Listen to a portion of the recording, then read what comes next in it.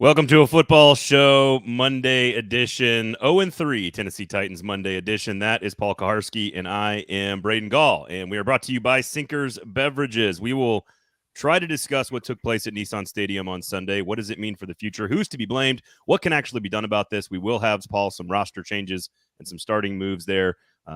Whether it's right tackle, whether it's corner, whether it's receiver, there could be some things that have been changed. We'll get to Brian Callahan's comments about his conversation and his relationship with Amy Adams-Strunk. I find that interesting. We had a question from Daniel, a good friend of the pod, Daniel, asking about sort of the institutional DNA, I guess, of the Tennessee Titans, something that you are very familiar with and have a lot of experience with, so we'll get into that. So a lot of stuff to get to. Sinkers Beverages. I am assuming on Sunday evening you all needed a lot to drink.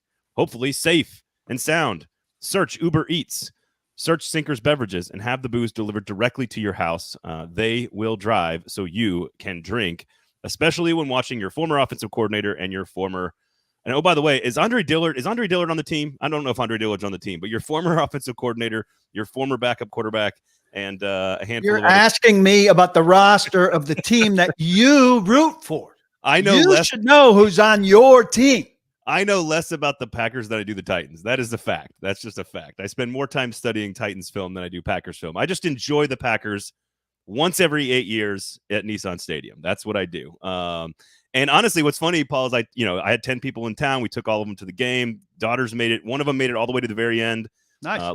Loves football. It was so stinking hot, of course, for everybody. I hope everybody stayed cool out there.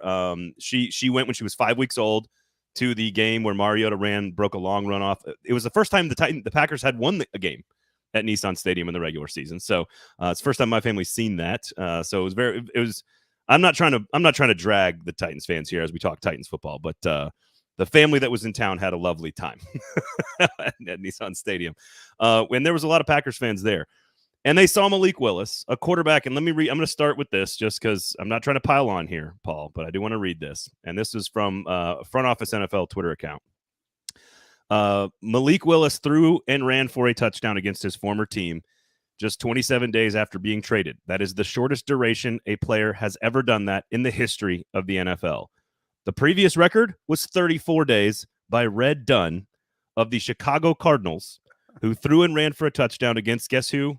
The Milwaukee Badgers in October of 1925. So what we saw is a very limited player. Obviously, big Milwaukee Badgers fans in my family. What we saw, and you guys jump into the comments, rate, review, subscribe, thumbs up, share. Share on YouTube if you want to get into the comments. I know we probably will give you guys more time today if you want it.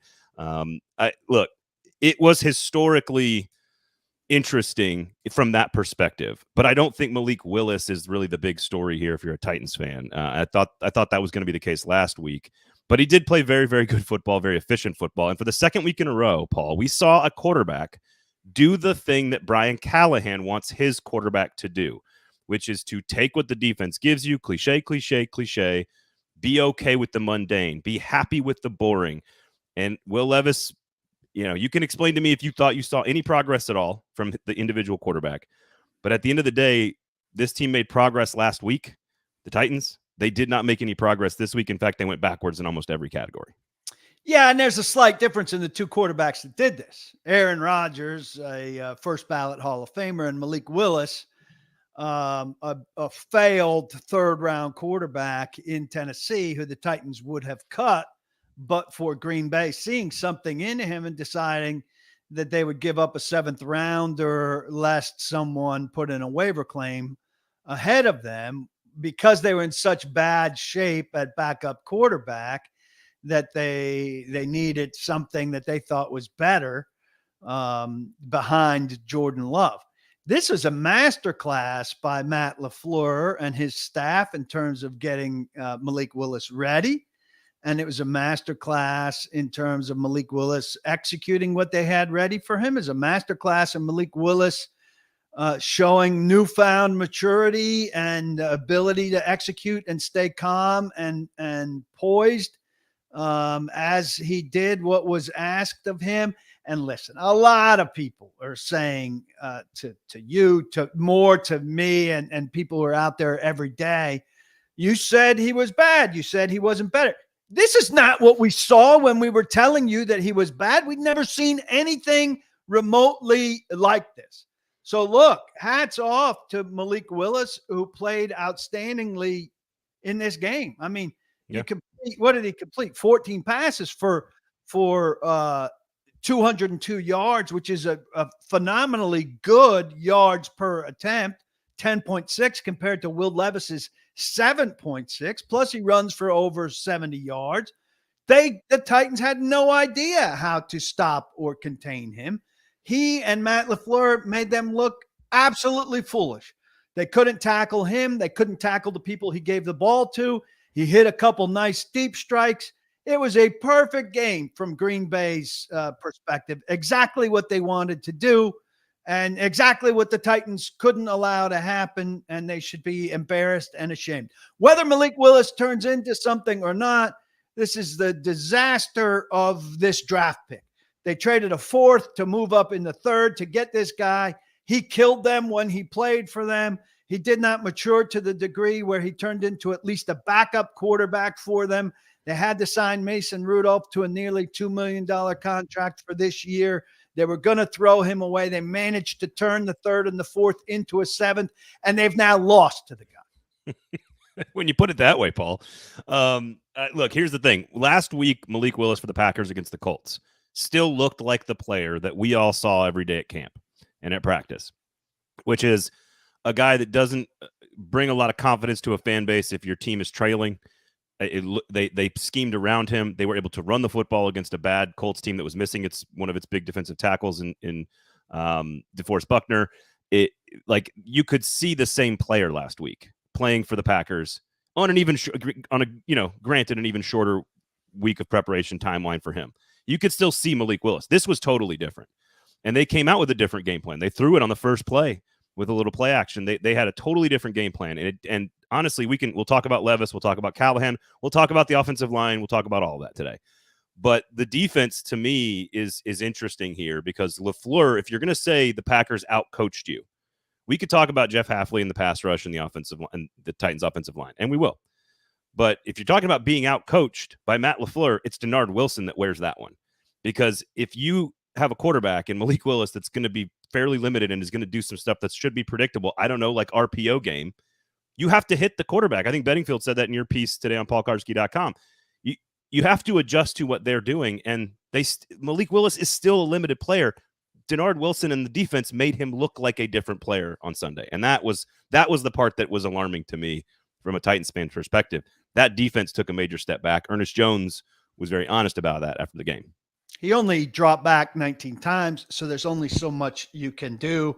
They let them run, which is the problem that it starts with. But like you said, in that first series, he was throwing with success, and they weren't finding ways. Malik Willis is going to make mistakes if you play good defense against him. Ernest Jones was terrific after this game. He said, first off, our big defensive rating, they were number one yardage defense coming in, didn't mean shit.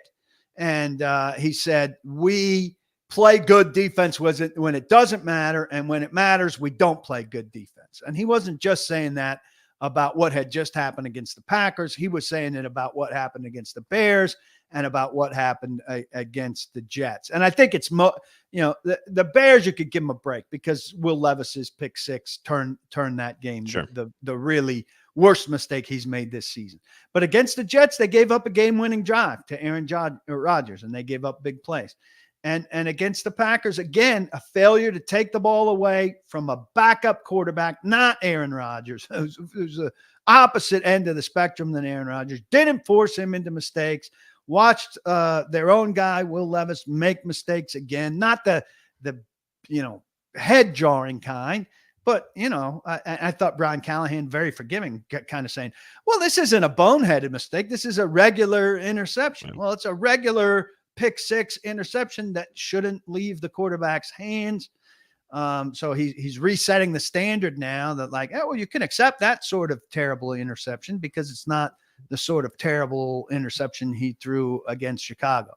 But this defense is not as good as it seemed. And we'll get into the one when we talk more about the offensive line. The one thing I thought that Brian Callahan said today on Monday that I thought was like a reasonable thing where you could Okay. look somewhat positively forward.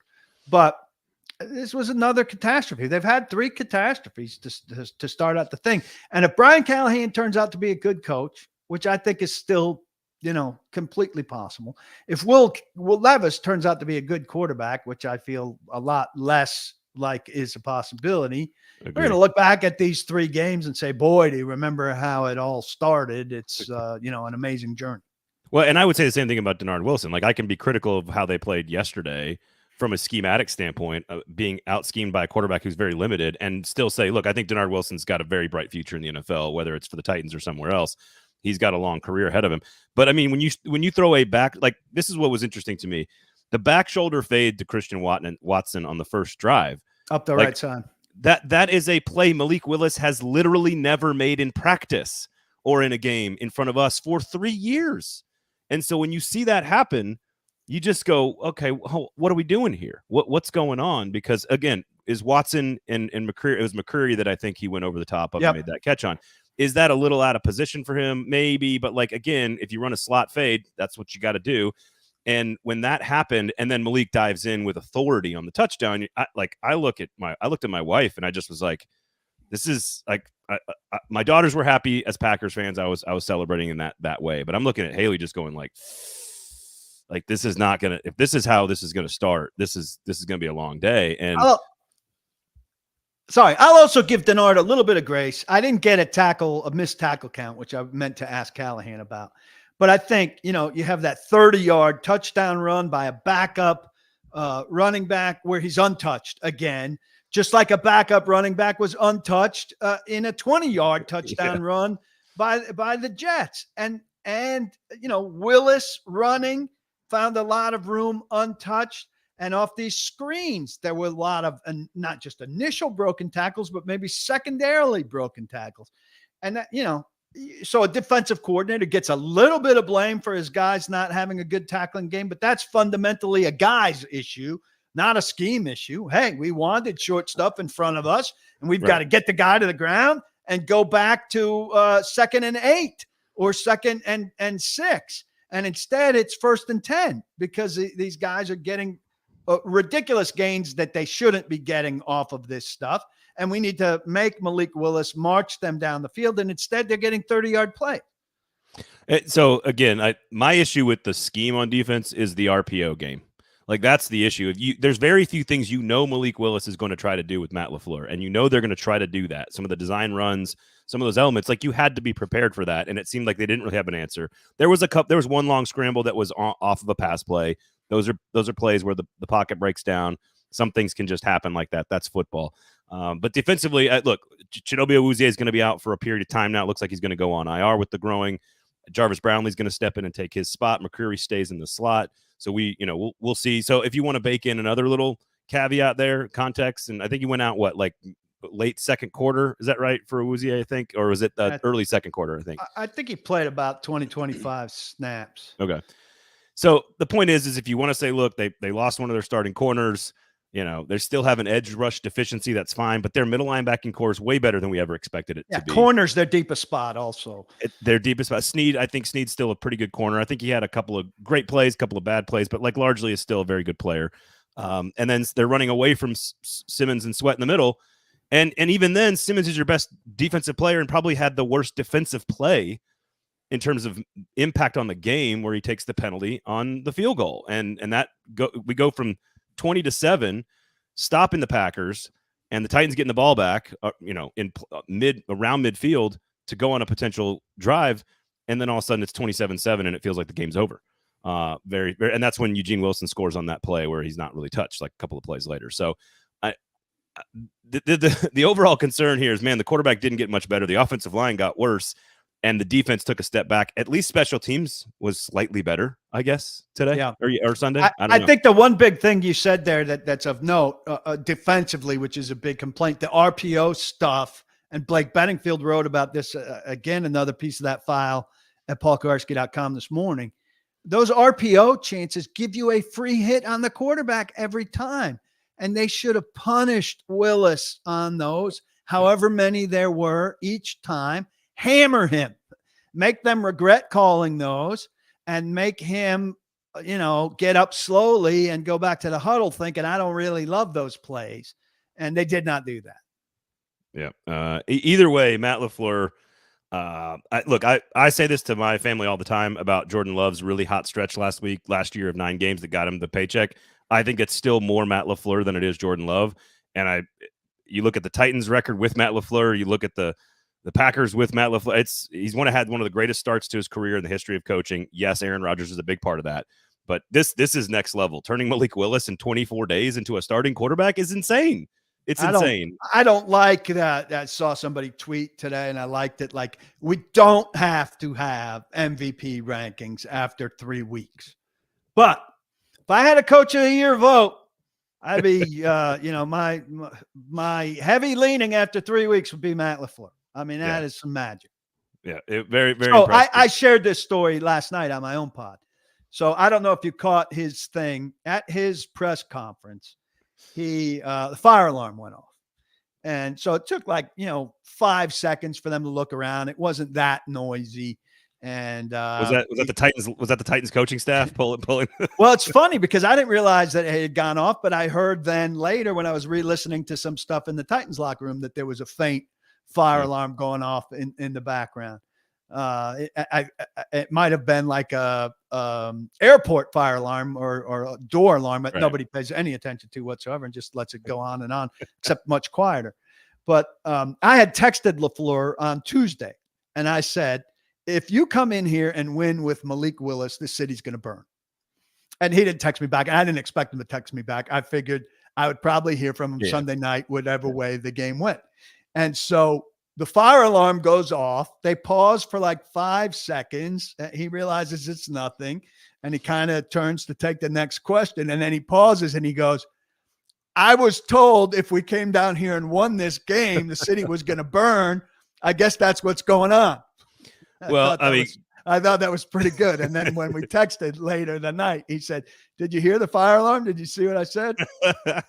So you confirm that it was, in fact, a backhanded shout out to you. It's what I like. Sources confirming. Speaking of burning, look, Clubhouse says they literally had Willis in the building. I still don't know about that. Andrew says, I don't believe that Malik Willis is. Look, people will figure him out. He's not going to play much anymore. Maybe he becomes an okay backup in the league, in which case they will have failed him. 2 staffs, though, judged him not to be sufficient. I think it more likely falls in the Titans column of they lost to Ryan Leaf, they lost to Johnny Manziel, and they lost to Malik Willis. Though he doesn't have the pedigree those 2 guys have, I think it'll go down as an embarrassment like that. Yeah. I do not think Malik Willis is going to be this, which I think it's going to wind up being, holy crap, he was that against them one time. Again, speaking of the city burning, Andrew, starting to think Levis was a bad pick. Trey, good to see you, Trey. This team sucks.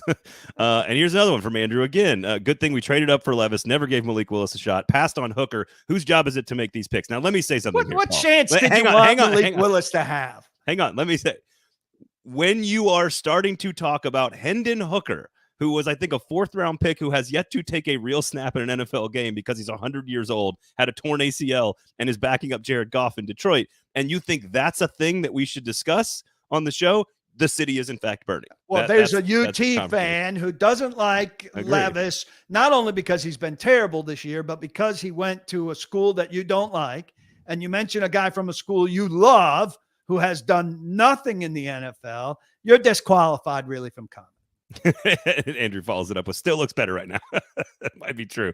Here you go from Braden. Titans equal clown organization. We'll get to the organization here in a second. All right, go to Sinkers Beverages, everybody. Say, if you think you're suffering in some unique way, I'll say this every week on this show, on my show, on terrestrial radio.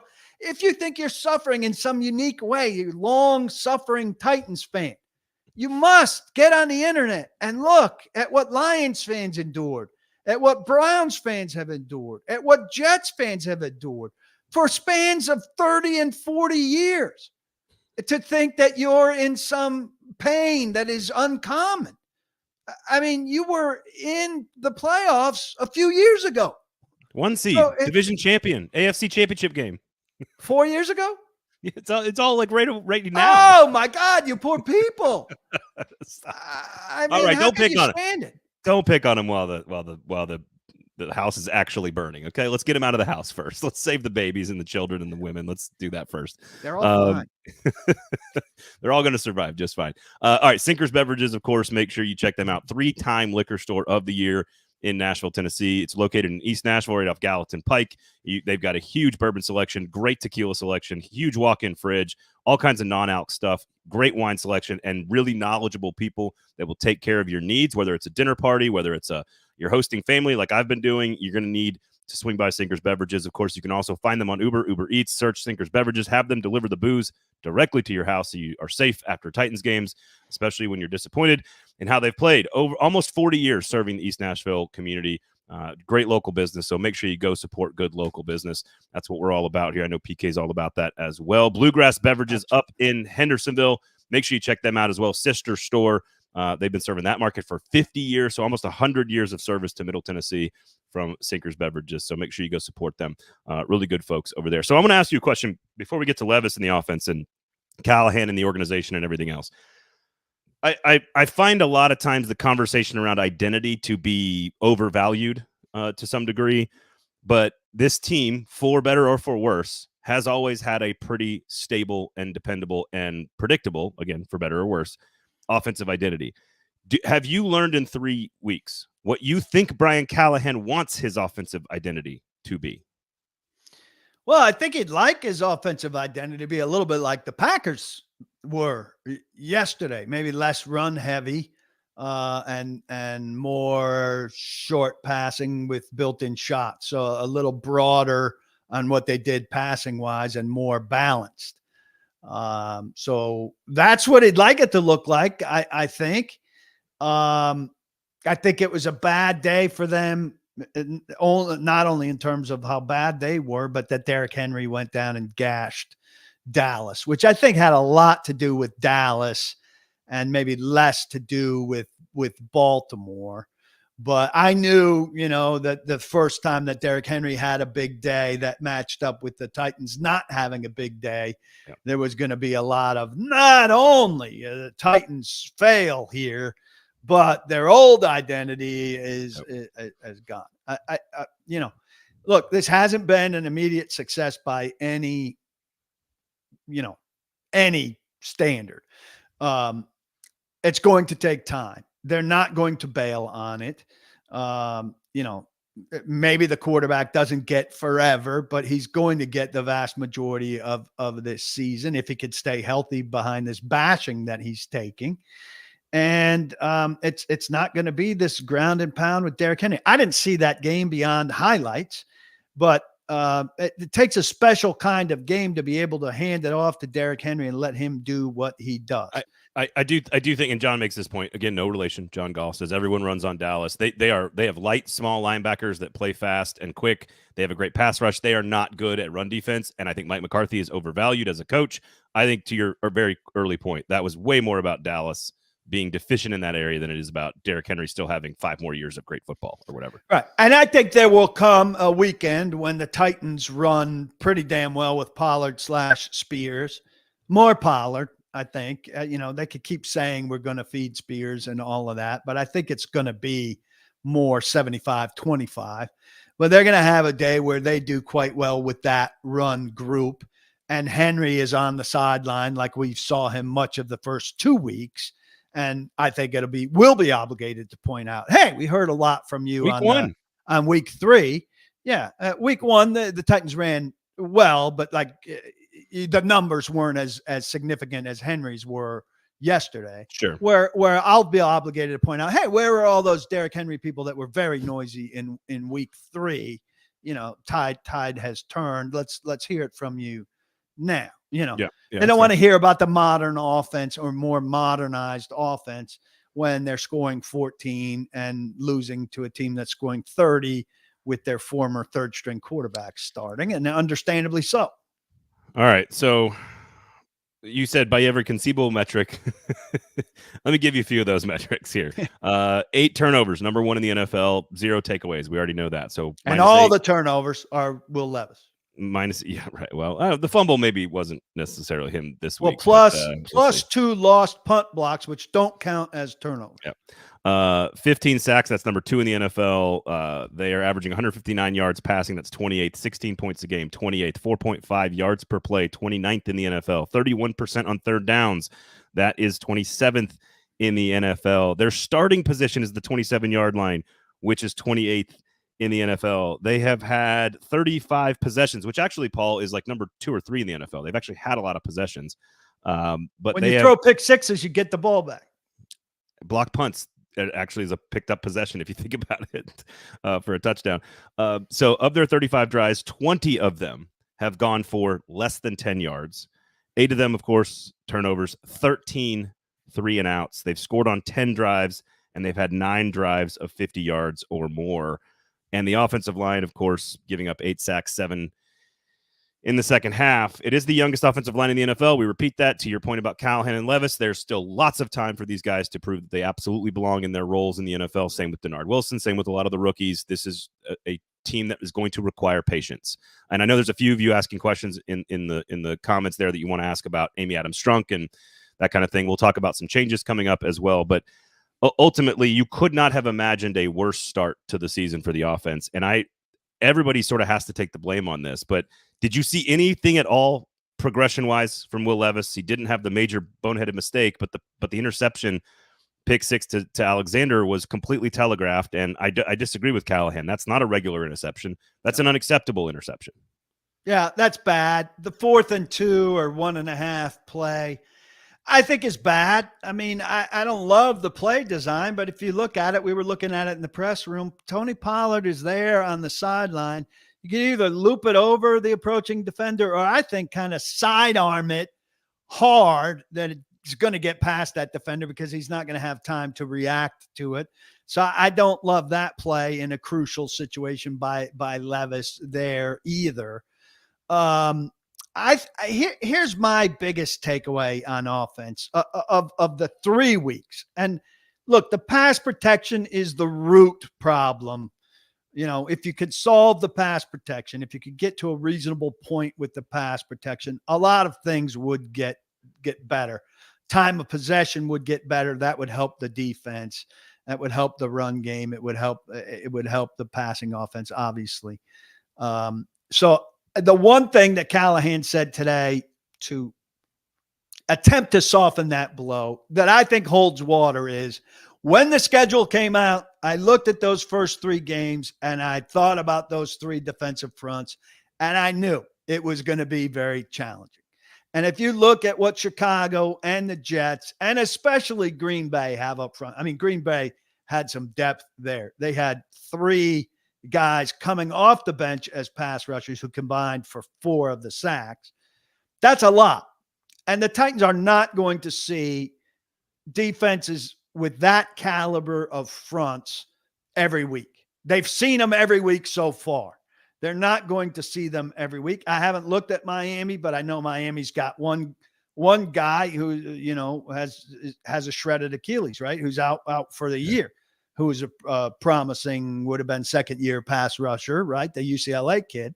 Yep. Phillips, he's not there, right? So automatically they're diminished to some degree at that, and they're not known for their defensive front, as opposed to, if you asked, what's the best thing about Chicago? What's the best thing about the Jets? What's the best thing about the Packers? If it's not the first thing that you're going to say, it's probably the second thing, is that they're pretty damn stout up front. They're going to be hard to run against. They're going to rush the passer. And so the Titans have 3 of those teams behind them now, and it should get better in terms of who they're competing against. Guys like Petit Frere or Duncan and Radens shouldn't be overmatched as frequently. And guys like Latham and Skoronski and Cushenberry should be able to settle in better. I know that's not, you know, like something to throw a parade for, but I think it's something. If week 1 was sort of a lot on Levis and a little bit on some of the other stuff, let's say hypothetically, that's very scientific, by the way. You get to the second week and the offense had 5 long drives instead of 2. Levis had played much better football over the course of the entire game, had the one major mistake that cost the team. but they had a chance to win the game. Four shots inside the 10. That's clearly a step forward despite the big mistake. I think it's harder to evaluate this one because when you're in 3rd and 12, 3rd and 9, 3rd and 11, and to Callahan's point, you're playing a very good deep defensive front. You're behind the sticks. You're down. Some of that is Levis making the bad decision that he made on the pick 6. It does feel like it's less on him, but I also saw less progress from him. And I think you used a phrase on your show on Sunday nights. Of course, you can always catch Paul on his website, paulkuharsky.com, and PK's podcast on YouTube following the games.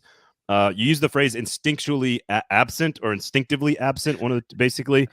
And that's just another sort of way of saying football IQ, it's not there. But I do like the way you phrase that because it feels like his passion and intensity sometimes, and there's no way to figure this out without being in a sports psychologist therapist session with him. But what happens to him? It's like when a child sees red and can't listen and remember the training. It's like something happens, and I don't know. It's not that he doesn't work hard. It's not that he's not a smart guy. He's got a master's degree in finance. This is not a dumb person. This is a smart guy who works really hard, and clearly the folks around him believe in him.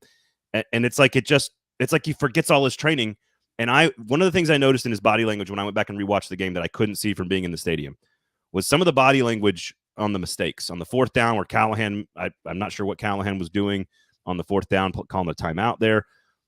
This I don't want this to unravel for him. I'm being very careful if this unravels because, as I said last week, I don't think you can break a young starting quarterback's confidence with these kind of problems or some adversity or being benched or whatever.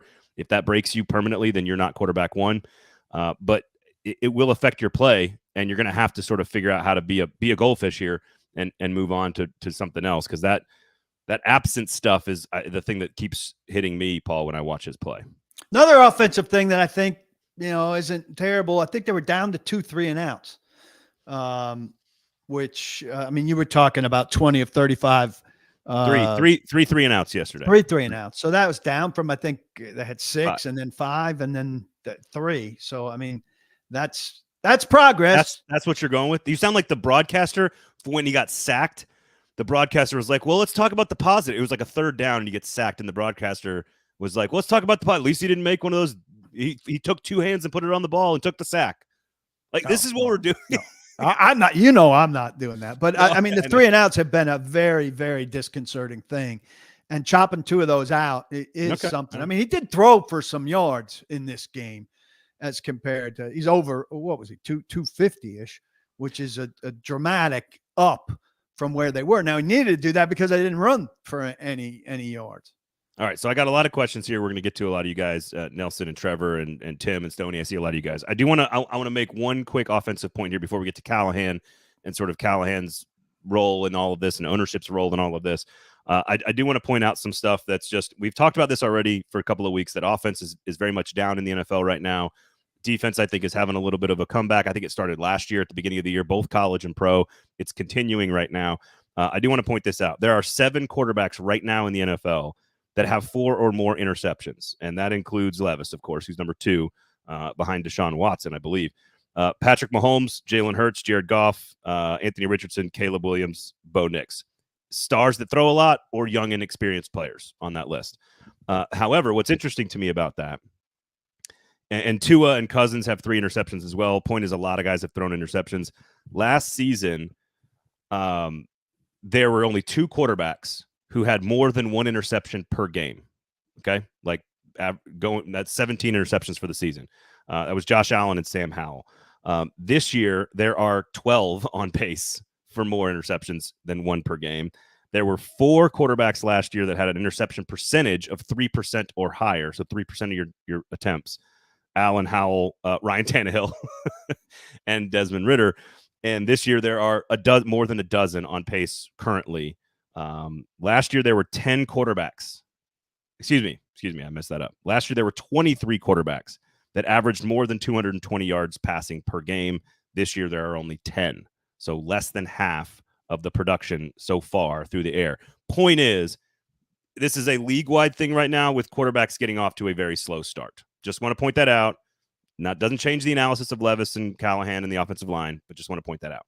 I think one thing that hasn't been mentioned here that I'm thinking is factoring in, Mahomes isn't going crazy, right? Maybe Allen tonight goes crazy, but we haven't seen giant quarterback games from the best quarterbacks, a 375 or a 400 game that would boost the number a little bit as outliers from the best guys. So those are missing. I think they're more bad quarter. The last couple draft classes have not produced, terrific guys, and this too high safety thing has to be solved by some effective running, some very effective running that's going to pull defenses up and make them say, hey, we've got to risk a little bit more over the top because we can't afford to give up 7-yard runs that are going to set people up for 2nd and 3 or 3rd and 3. All right. Offensive line, 8 sacks, 7 in the second half. MPF benched. Nicholas Petit-Frere benched. He was, he's always been a very good quote. I think he's a very articulate guy. Duncan came in, wasn't that much better. Do we see changes along the offensive line this week?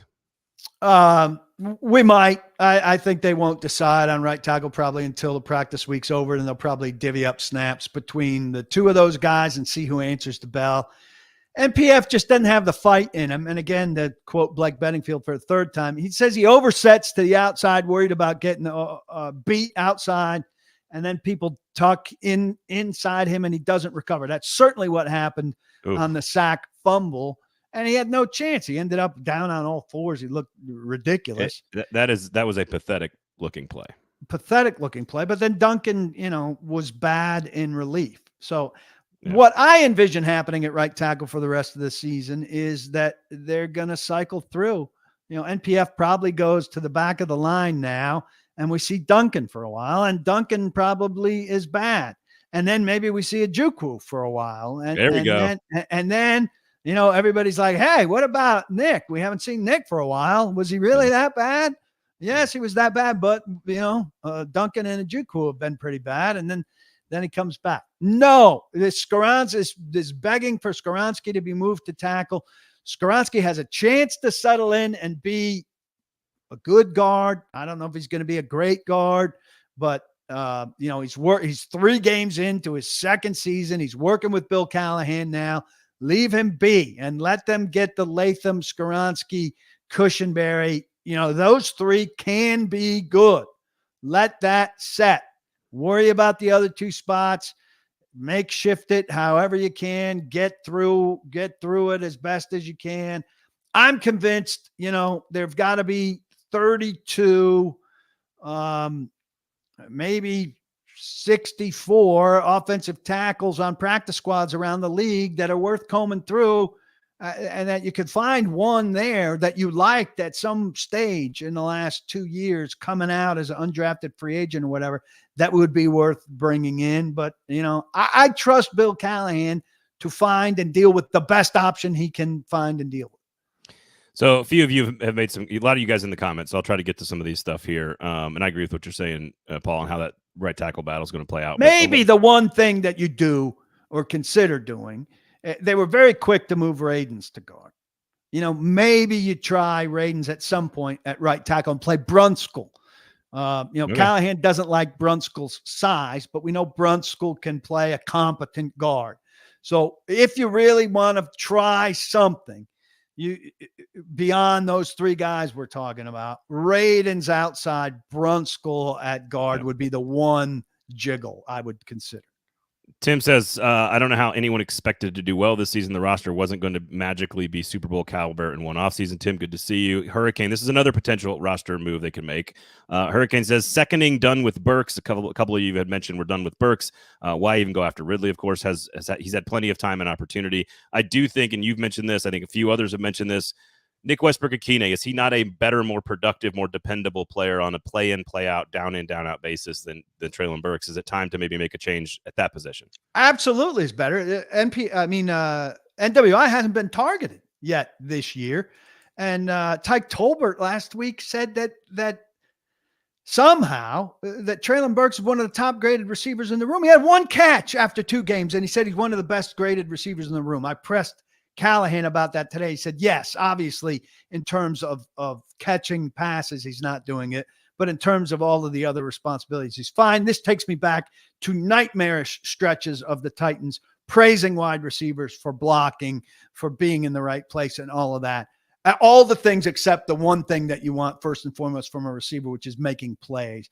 Burks is doing nothing in the making plays neighborhood. I would like to see more NWI, which is not something I ever imagined myself saying, because I think his ceiling is limited. But right now, his ceiling is very appealing. Dependability would be nice, and consistency would be nice for the offense. Austin says, I'm not asking force for things it. to Ridley more. Force things. Right. Austin says, I'm not asking for it, but is there a point when Callahan gives up play calling at 0-5 or 0-6? I don't think so. I think you need to let him work through this. How is he going to grow and develop and learn if he doesn't if he gives up the play calling duty? So I'm not there. Yes. And they're saying the solution to some of this is to take away play calling from the guy who was hired because he could be a good play calling and give it to a guy with no experience play calling. Yes, exactly. All right, here. So a lot of you guys are talking about Amy Adams-Strunk, and one of the original questions in the comment section from Jay Nelson: where is Strunk's culpability here? She's been shotgun firing people for the last 3 years, and the early returns on her enhanced collaboration make me want to collaborate with my head inside a business. Create points for creativity on the comment there, Mr. Nelson. So let me just say here, I said this, I think with my show with Nick on Thursday. She's been the AJ Brown game had to be the bottom of the barrel and the well, and then they needed to come back from that for John Robinson to save his job. It didn't happen. The Houston game last year, and I'm not going to get into should they or should not they have with Mike Vrabel. I'm probably with you and some other fans that thought Vrabel was kind of given a raw deal, but it is what it is. We're moving on. But that game against Houston, where you lose with a big lead at home, wearing the Oilers uniforms to a backup quarterback making a comeback, that's incredibly bad look. It's bad optics. It's same with the Eagles game. Those two games should have been the bottom, and it turned out they weren't, and they led to sort of directly to firings. I think you can trace them back to those games in Amy Adams' mind, in my opinion. This right here is an optics moment. They have to recover from losing to the former quarterback they just traded 24 days ago. Amy Adams-Strunk is, she's not a football expert, Paul. That's not her area of expertise, nor is some of the other folks. Burke Nihel is not a football expert. They are doing more football things. Where is Amy Adams in this culpability to the original question? And then we'll get to the Callahan relationship in just a second. I don't really understand the question. Like, where is her culpability? Where is her accountability? She owns the team. It's this fraternity / sorority of rich, eccentric people. She doesn't answer to anybody except the fans, and the fans have no power. I mean, if you really want her to be accountable, culpable, don't buy anything. Cease right now buying anything with the logo on it, any tickets, anything that profits, direct ticket, Sunday ticket, Red Zone, CBS sponsors during the game, merchandise. Everything.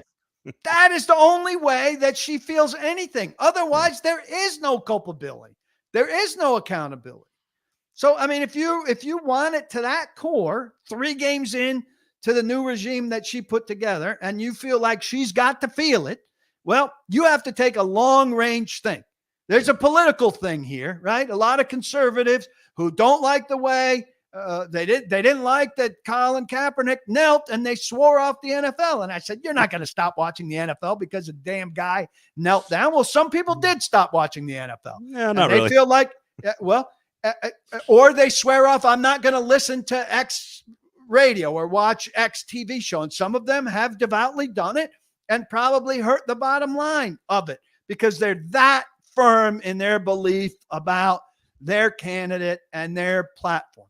Well, if you're that firm and that devout about your disgust and contempt for the Titans right now, you have to be that devout. But guess what? It's not going to matter because people like the NFL and they ultimately are going to watch the team, and the amount of people that swear off of it when they're disgusted wind up turning the TV on next Sunday at noon.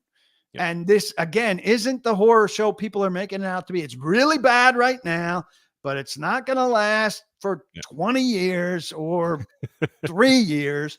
And everything's going to come out. It's made to build out to average at least. There's no way to hurt her, and you can't hold her to account.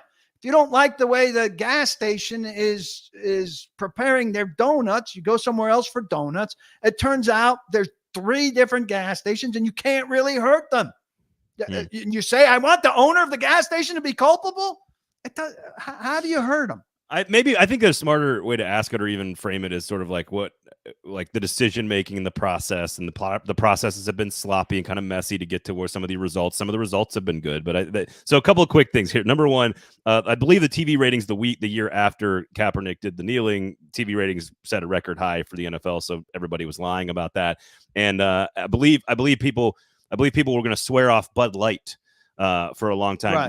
You know the number one distributor of Bud Light in the entire world, a gentleman by the name of Steve Smith, who owns like 9 honky tonks on Lower Broadway. I just want to point some of those numbers out. Just that people say a lot of things when they're pissed off about their team or whatever it might be. All right, so even the devout people who do that, they don't. It doesn't drop in the bucket. Fire. Yeah. It's a drop in the bucket. People like stuff that they like. It is what it is.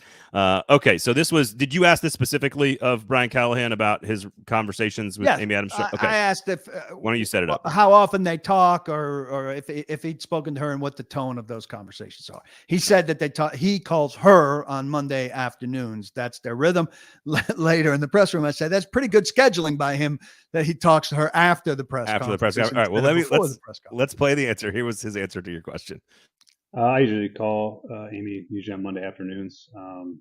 I'll call her this afternoon. I sometimes see her after games, depending on what she's got going on. But I'll call her today, and I'll have that news for you some other time. How do you start that conversation? That's pretty straightforward. Just kind of go through what happened in the game, what went wrong, where we got to get better.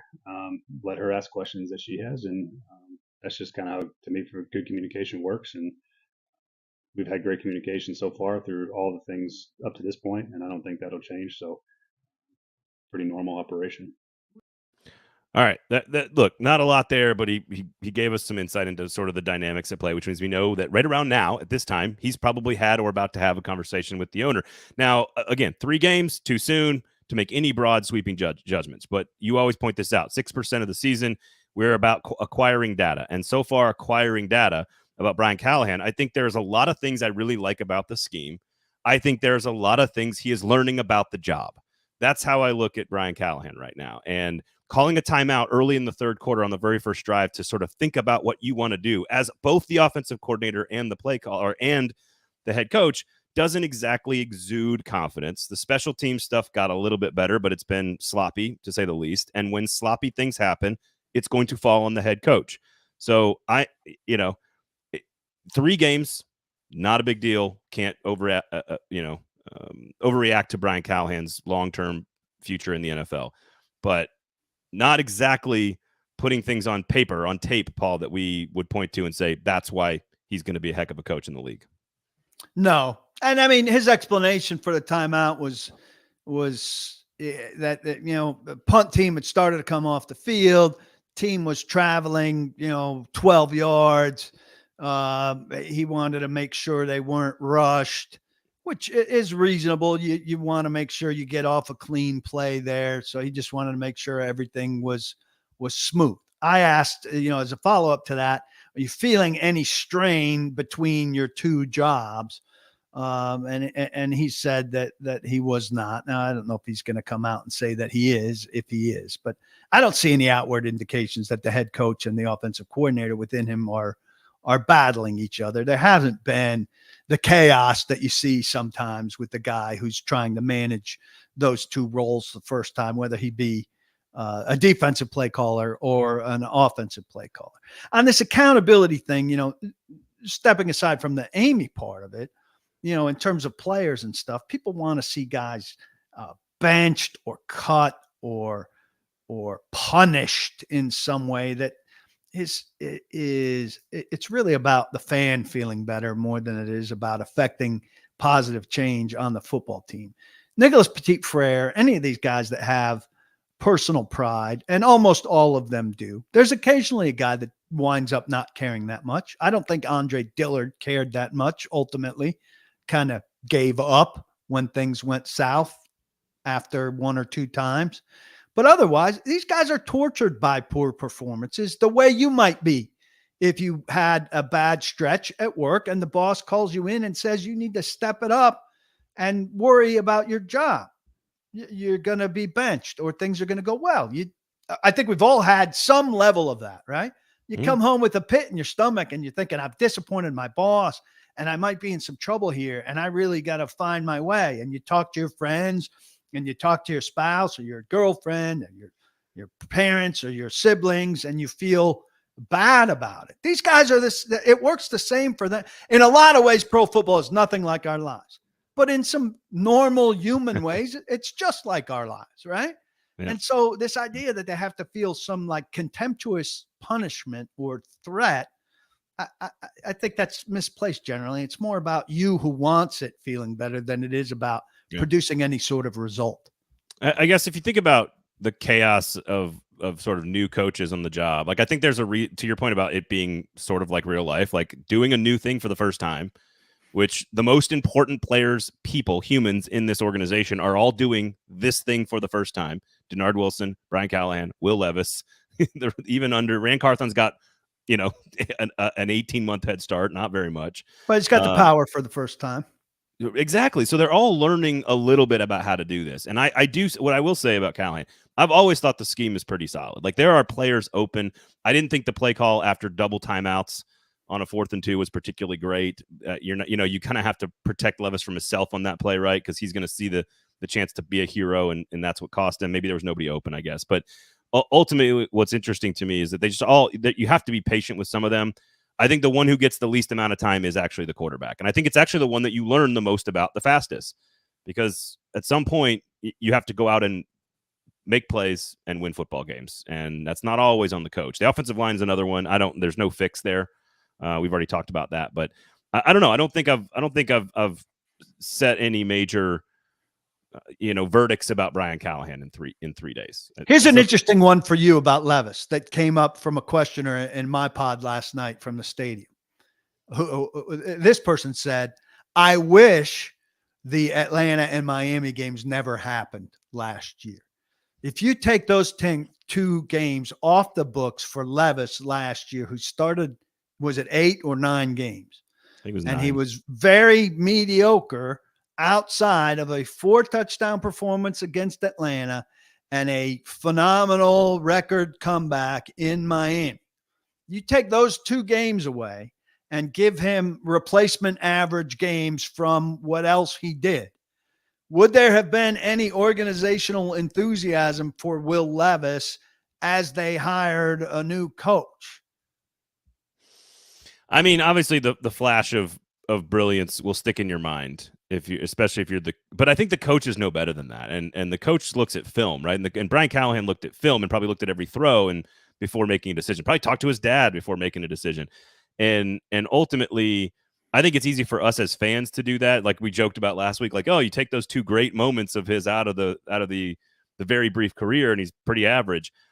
I don't think it mattered. And one of my thoughts when they hired Brian Callahan was he has a built-in excuse without being tied to Will Levis. He has a baked-in, built-in excuse. When he took the job, he knew full well that if things went south with this player, and I'm not suggesting that's going to stay this way, but if they do stay this way, that he has, this is not my guy card in the back of his pocket. It was the same with Vrabel and Mariota. Bingo. Rand Carthon but does not. He had Tannehill in his back pocket. Rand Carthon does not have that luxury. This is his guy. And again, maybe there's an autopsy on who made the decision on Levis. Who knows? But this is the GM has got the quarterback more than the coach does. I think the coach has an out here, and so he gets to choose the next quarterback. Yeah, and gets a pass on this. And Rand, whether I think you got to split it, but Rand's certainly going to say it was Vrabel's. And pass the buck on that. And Rand won versus Vrabel. So she's going to take him at his word there. She wants to love Rand. She does love Rand. But, that'll be the first big strike against Rand. Yep. And ultimately, Callahan has a lot of time here because, again, if you do restart the clock because you've moved on from Levis and you think you figured out everything you need to know, that's another season there, at least, if not another 2 seasons. So I do think they need to. I think we'll know about Levis by the end of the year. I've kind of changed my opinion on that. I thought there was a chance he'd be sort of improved this year, but average, and that wouldn't give them a clear enough picture to decide whether or not he's a star or not. But they probably have to they have to go to battle with their guy. There's a chance that they know enough, that Brian Callahan, who didn't draft this guy, knows enough by the end of the year to say, I don't think we can win with this player. And he'll know enough. I think he'll know enough. I think he has to know enough. I think that's really the charge this year, is to know enough. But here's the thing. And I'm not a draft guy, and I hate to speak a word about the draft on September 23rd. Again, though, and somebody pointed this out to me, my all-22 group's having this conversation, the Titans have consistently wound up drafting their first-round quarterbacks in bad quarterback years, and this will be the case again this year. It's not a great it's not lining up to be a great quarterback year if they wind up with a high pick and in position to draft a quarterback. I think you would rather it be the year after that. So maybe Will Levis does get a second year because they want to use that pick, trade down, stock up, right? Potentially trading for another first in, let's just live in La La Land for a second, potentially trading for another first in 2026, and then keep working the offensive line, keep working the weapons, keep working the pass rushers, do your best on all of that stuff, so that when you get to your quarterback, he's inheriting a much better situation. Look, 2 draft classes from now, not to do 2026 draft talk in September of 2024, but we're breaking both of our. No, I love talking about college prospects. This you know is that. Way out of my league. Arch Manning and Nico Iamaleava will be the top 2 picks in the draft coming up in the 2026 draft. Are they better than what's coming up next year? Absolutely. See, I beat you to it, Andrew. But next year's better than people think. And then their second year, you're moving into the stadium. We already had a Quinn Ewers joke, I think, in the comments like an hour ago, which is funny to me. We could draft Quinn Ewers so that he gets hurt and then he doesn't play a game, which I think was from Tim, which is funny. No, here's the thing. You got Carson Beck at Georgia, who's probably a top 5 pick. You've got Shedeur Sanders, who I think is a very talented player, but has no coaching. Has no interest in circuses, generally speaking. Well, and the problem is he's got this could be viewed as both, again, not to do too much draft talk. Shedeur Sanders could be viewed by Brian Callahan in theory. His lack of polish and coaching could be viewed as a positive by coaches, right? It's a blank slate, or that's a negative because he's not up to speed enough. Kind of like Malik Willis was. Get his teammate and play Travis Hunter's I don't want. He makes me cuss. Travis Hunter's so good, he makes me cuss. Look, you also have you got Jackson Dart at Ole Miss. You got Brady Cook at Missouri. Not sure they're going to be draft picks. Quinn Ewers is going to be probably a first-round draft pick. I think there are more talented players at quarterback than people realize, but there is no Arch Manning guy. There is no you get the number 1 pick for so-and-so. Caleb Williams was viewed that way. So and Amy Adams Strunk, we're talking about Amy Adams Strunk. I don't see her being like her dad, but I could see her saying Arch Manning is my guy the way her dad said VY is my guy. With a year away from a stadium with the Manning name. Yep. Arch is the he's the golden goose here thing. Like this is the guy that people are going to want. And I think he's good enough. He's that good. I mean, he is faster than every Manning has ever been combined. Stoney wants us pinning our hopes on Matt Sluka out of UNLV. The only one that's heard of Matt Sluka in this room is, in fact, Stoney. No, they had a great win over Kansas. I watched a whole game of Matt Sluka last Friday night, 2 Fridays ago. My condolences that you don't have more going on in your life. Both of you. It's Friday at like 8 o'clock. My kids are in bed. It's fine. So anyway, we got plenty of time for that. And you can always catch Stoney's ridiculous. I went there for 5 minutes. I went there. You did. Look, you did. It's a bad sign for Titans fans that Paul Kuharsky in week 3 is talking about. If I'm going there, things are going badly because next time somebody brings it up in one of my things, I'll bitch them out. Coming up on the Thursday edition. No, on September 23rd on a football show, you did it. Coming up on the Thursday edition with Nick Suss and myself every Thursday morning, 9 a.m. on a football show. We will discuss the 2027 NFL draft class. It's really good. I listened to last week's show. That you guys were great. Oh, you're not being tongue-in-cheek about the 2027 draft. The dress code was awful, but the program was fantastic. I'd advise listening to it, not watching it. Fair enough. All right, Sinkers Beverages, everybody. I'm sure I had other things I wanted to address here on the show, but as usual, distracted We've said it all. We've said too much. by Matthew Sluka. Oh, did anybody do anything well? DeAndre Hopkins was a bright spot, being DeAndre healthy. Hopkins reemerged. Devondre Sweat. And I Linebackers think are the very inside good. linebackers are quite good. Ernest Jones, to me, is going to emerge as the spokesman for this defense, and I've been looking for one, so I'm excited about that. I can't believe there's 2 Miller Moss comments in the comments here. USC quarterback who didn't play a particularly great game against Michigan this past weekend. So, all right, there you have it, everybody. PaulKuharsky.com, the Paul Kuharsky podcast on YouTube, of course. You can catch me and Nick Suss on a football show coming up on Thursday. Myself, Stephen Godfrey, covering college football, of course, every single Wednesday right here on the 440 Sports YouTube page. If you are watching on YouTube, thumbs up, please. You guys were great in the comments. I know I didn't get to all you guys today, but you're thoroughly entertaining. Everyone, take a deep breath. Take a deep breath and let this thing play out. I know it sucks, but just let it play out. Let's see what happens. The more information you acquire, the better decisions, hopefully, that the team can make moving forward. That's the goal of the year.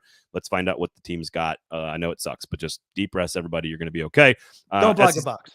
There you go. Of course, you got Gold Standard Preds coverage on Wednesday as well. Lower Broad Hockey, our new podcast with Adam Vingen. Of course, on Mondays, that's for subscribers only. Make sure you check that out. I think they got everything there. Hot Read podcast with Stoney and Easton on Easton. Oh my gosh. Stoney, I'm sorry. JT and Stoney. I knew I was going to do that at some point.